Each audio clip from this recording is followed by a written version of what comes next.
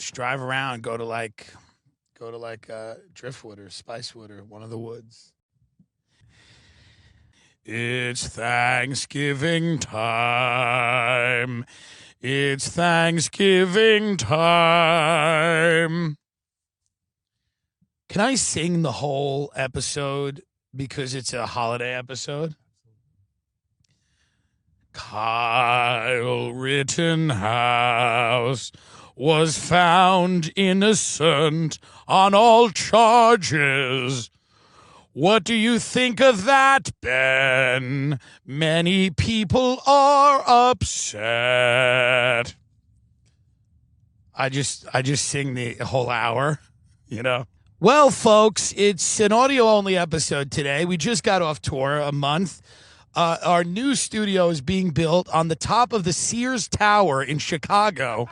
Very excited about that. We're dumping an insane amount of money. We have many investors in the new studio. People don't know, and a lot of the investors want to stay silent because the show deals every now and then with topics of a controversial nature. So many big investors, I'm talking power players, money people from behind the scenes, in the shadows, dark money, if you will, slush funds, they're lining up to open their coffers to throw money at our new studio, which is going to be built in the Burj Khalifa in Dubai. We are moving to Dubai to start a comedy scene in the United Arab Emirates, in the capital of Dubai. Ben will live in Doha with his wife, which is a little bit far away, but I, of course, need to be in Dubai at the Burj Khalifa, the tallest building in the world, where we will have a comedy studio at the very top of it, funded by dark money investors from all over the world, which we cannot name, and we're very excited about that. It's going to take a little bit to finalize all of this. Now, we kid, obviously, that those two things were jokes. We're not moving to Dubai unless we get an offer, and if we do, we will. But we are having a studio built, and many of you doubt this. You think we're lying to you. I've never lied to you, except when I said I was going to Texas was a good idea, or that I was, I was going to, what other lies have I said, right? I've said I was going to lose weight, but I have. What did I say? Charity event. No, but we're trying to do charity event. I want to do charity. No one tells me how. Every day, this is true, I wake up and I go, how do I do a charity event? And nobody has any useful information. I desperately want to do charity, feed needy families, help people. I'm telling you that. But you have to understand that my audience they're not good at that. Like, I don't have an audience of women that really are involved and plugged into the charity scene. My audience doesn't give me any good suggestions about charity. They'll send me a GoFundMe of someone and I'll amplify it because I always will if it makes sense. Some of these GoFundMes I think are sus. But if I look at it and I read it and it feels correct, then sure. But it can't be something that's completely seeming like it's, something where I'm going to find out, that it was a Rittenhouse slush fund. That's what I think some of these GoFundMes are going to be. And by the way, with your Thanksgiving, I hope it's not a Rittenhouse. I hope it's a written home. And I want you to say that when you go to your Thanksgiving, you say, you know what I like about this? It's not a written house, it's a written home. Get that on shirts and wear it to your Thanksgiving. It's a good, remember, it was funny the other day I was thinking about this because I think, which I'm trying not to do, the less you do it, the better things are. But I was thinking about, remember all those games and we're doing this in a car, by the way. Ben is driving around. Ben is Ben is a horrible driver who almost killed someone once with a motorcycle. You almost killed a guy. Ben's wife almost killed a woman, right? And Ben and his wife have both been sued for millions of dollars, and yet I am the one who is accused of being a bad driver because I have totaled 5 cars, and I've had my license suspended over 20 times, and I'd like to drive fast, but yet I have never been.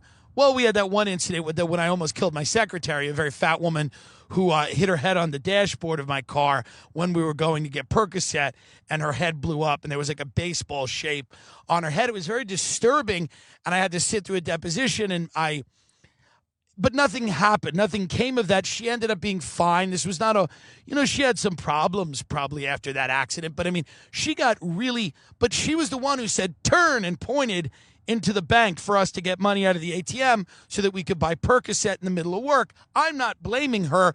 What I'm saying is that life's weird. And she smacked her head. It was really bad. The car Pepsi can. It was a head-on collision. And I got over that, but Ben and his wife are constantly killing people. Didn't your wife hit someone with a baby? She knocked over the baby stroller. She knocked over a baby stroller. Was there a baby in it?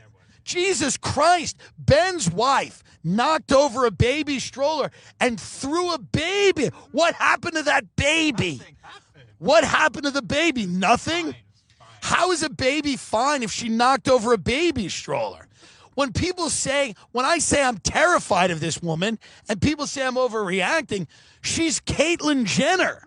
The woman will kill children with impunity. Ben killed a motorcyclist just because he didn't like him. He hit some guy.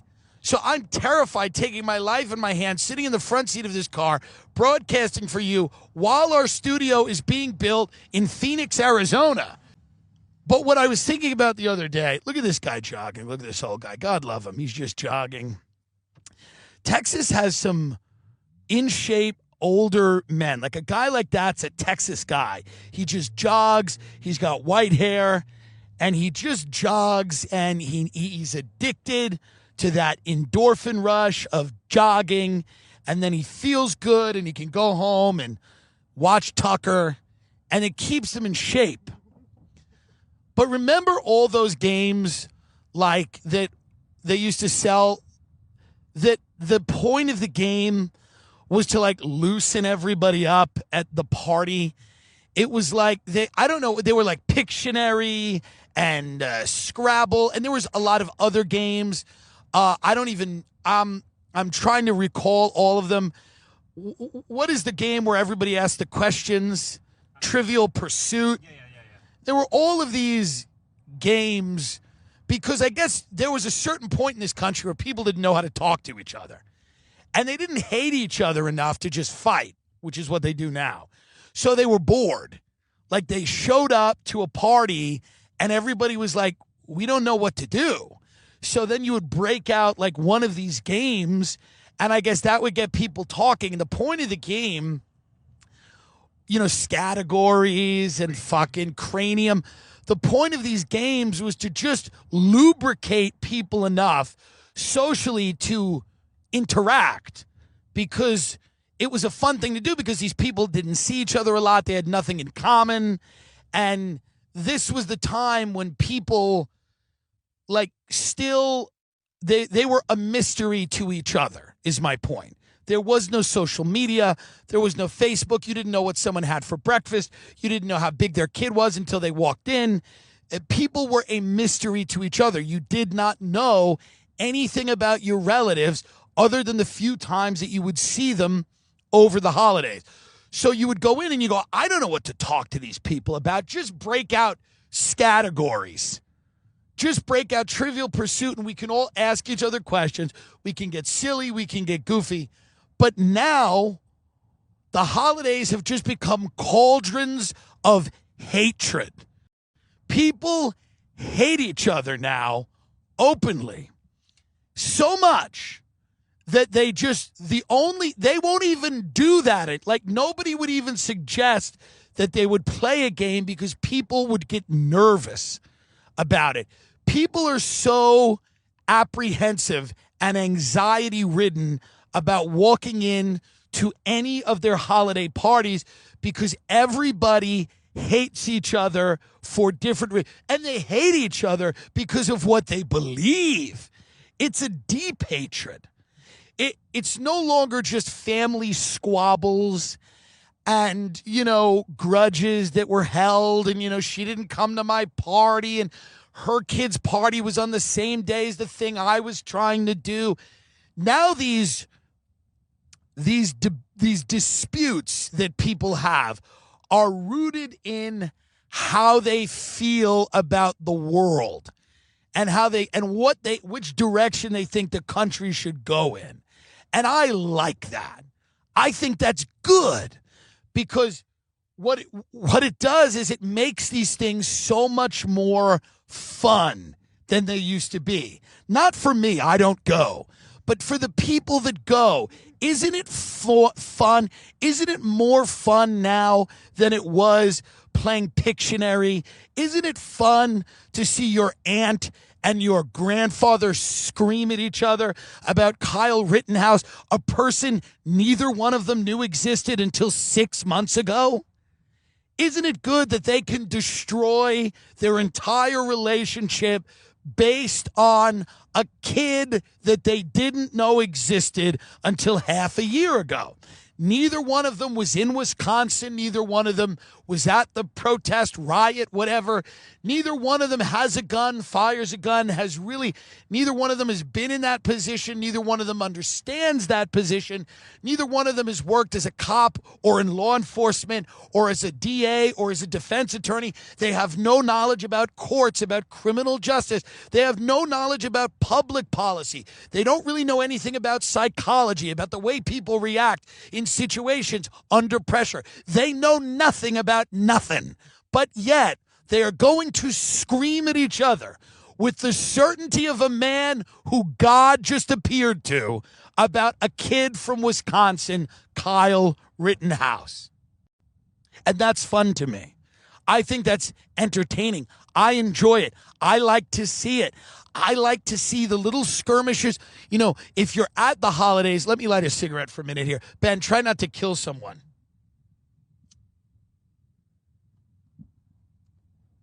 Notice the way the skirmishes begin because you're not going to be able to keep the top on the can of worms. You're going to try. Like there's going to be little moments during dinner where topics arise and then people shut them down. Like there's going to be someone whose job it is to shut it down. There'll be an aunt whose job it is to just shut it down. And she's going to just bring up something and she's going to laugh and go, we're not getting into that. Now that aunt's power is going to decline through the evening as people drink more. And then eventually people start telling her to shut the f*** up. And then it's just going to descend into chaos pretty quickly. People are going, is that a St. Bernard? Is that a St. Bernard? That's beautiful. All right, it's kids. We can't talk to kids. Not during the Epstein trial. I thought that was an adult. I just yelled out at a kid, is that a St. Bernard? All of a sudden, their parents come out with guns. Stop trying to f*** my daughter. I just like St. Bernards. Yeah, that's what they all say. You like St. Bernards, and all of a sudden, she's pregnant. Like, my family's going to have a Thanksgiving this year, but I'm not going. And the reason I'm not going is I'm hated by my family, by many different parts of my family, and for many different reasons. Some are legitimate, some are not. If I was to choose to go to Thanksgiving, there would be conference calls and group text. There would be email chains. It would be a process.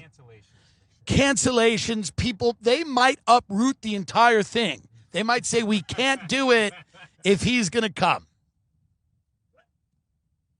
Because I don't get along with my aunt. We don't get along.